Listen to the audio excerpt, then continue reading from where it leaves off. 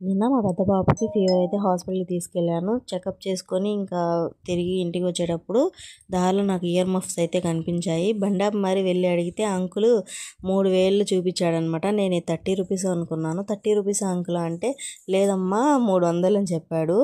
అయ్యో 300 అన్నాను. అప్పుడు అంకుల్ దాని జోలికి అస్సలు వెళ్ళకమ్మా అని చెప్పాడు.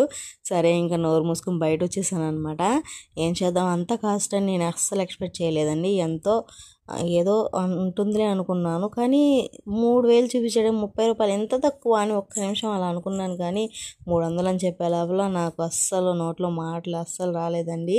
సరే ఇంక ఇంటికి వచ్చి మీషోలోనే చూద్దాం అనుకుంటే మీషోలో అంతకు మించి ఉన్నాయన్నమాట. 300కి పైనే ఉన్నాయి. ఇంకా దీని జోలికి అస్సలు వెళ్ళకూడదు.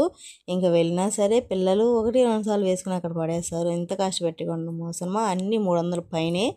బయట తక్కువ ఉంది, ఇంకా ఆన్లైన్లో మరీ ఎక్కువ ఉందండి. అయ్యో నేను అస్సలు దాన్ని చూడంగానే నాకు ఎప్పటి నుంచో పాపకి తీసుకోవాలనిపించింది, కానీ కాస్ట్ చెప్పగానే ఇంకా ఇది వద్దు అనిపించింది అనమాట. ఇలా అయితే జరిగింది. మీరైతే నా ఛానల్ని సబ్స్క్రైబ్ చేసుకొని లైక్ చేయండి, అలాగే ఫాలో అవ్వండి. బాయ్.